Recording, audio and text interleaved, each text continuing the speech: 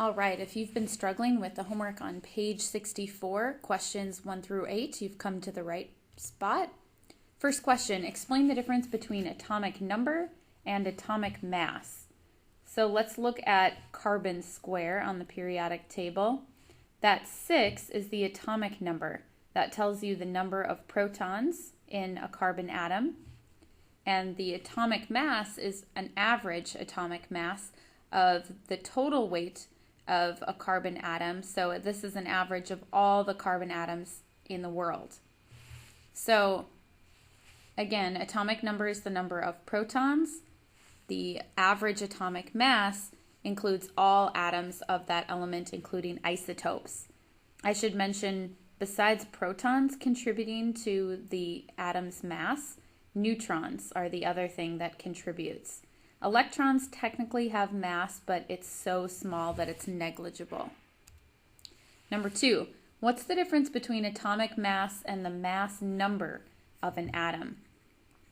So this 12.011 is the average atomic mass, but the mass number of a single atom would never be 12.011.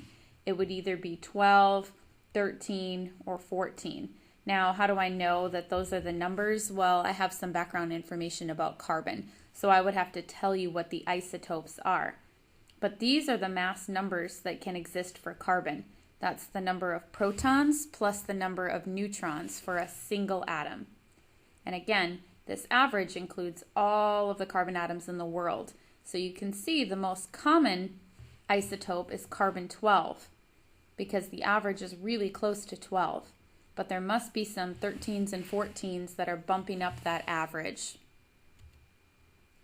Number 3 talks about potassium. Potassium's number 19, average atomic mass of 39.0 something on the periodic table. Can't remember the exact average atomic mass. But what do these isotopes all have in common? Potassium 39, potassium 40, potassium 41. Well, they're all potassium, so they all have to have 19 protons. Again, that's coming from the atomic number. So what makes them different from each other is their number of neutrons.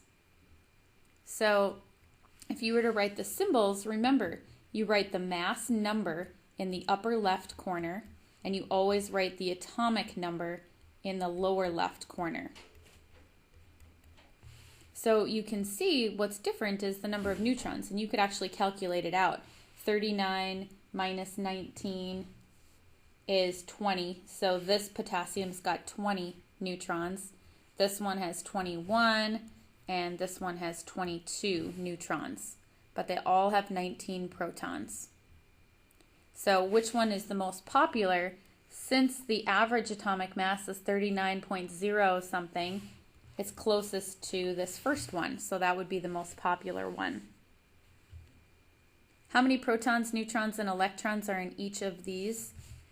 So you got to look at their periodic table square, and since fluorine is number 9, you automatically know it's got 9 protons, and then the 23 is the mass, so you would do 23 minus the 9 protons to get the number of neutrons.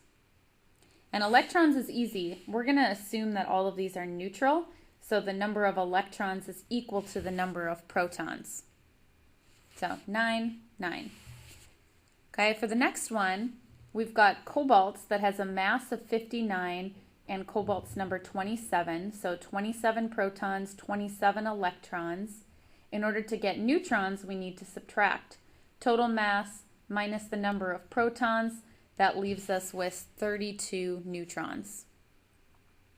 And finally, zinc 70. Zinc is number 30 on the periodic table. You have to look that up. Oops, that's not very clear.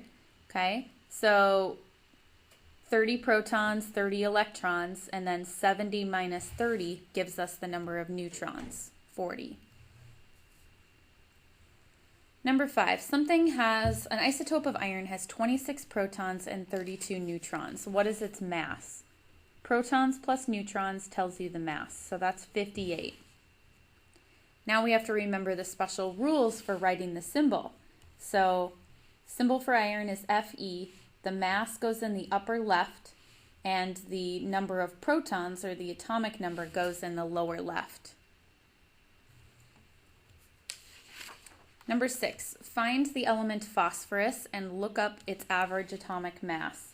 Again, that's the number on the bottom, so 30.97, and there's a 15 at the top, so that is its atomic number. Which isotope of phosphorus do you think would be the most common? Well, look at the average atomic mass, 30.97. What's the nearest whole number to that? 31. So phosphorus 31 would be the most common. Okay, and now we've got to do some math. Determine the average atomic mass of chlorine. So in order to do this, there's a formula.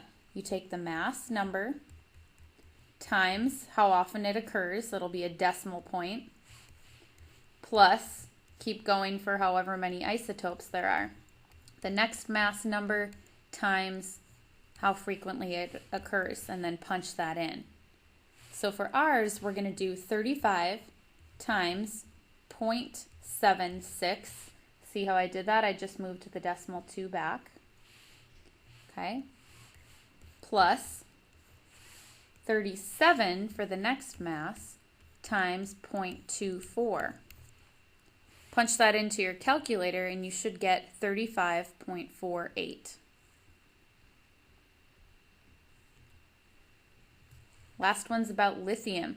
Same sort of a deal here. Lithium-6 occurs 7.6% of the time, so move the decimal 2 back and you've got to insert a 0. Plus, lithium-7 occurs 92.4% of the time. Punch that in your calculator, you should get 6.924. I shouldn't have percentages here. All right, hopefully that helped you out with doing the page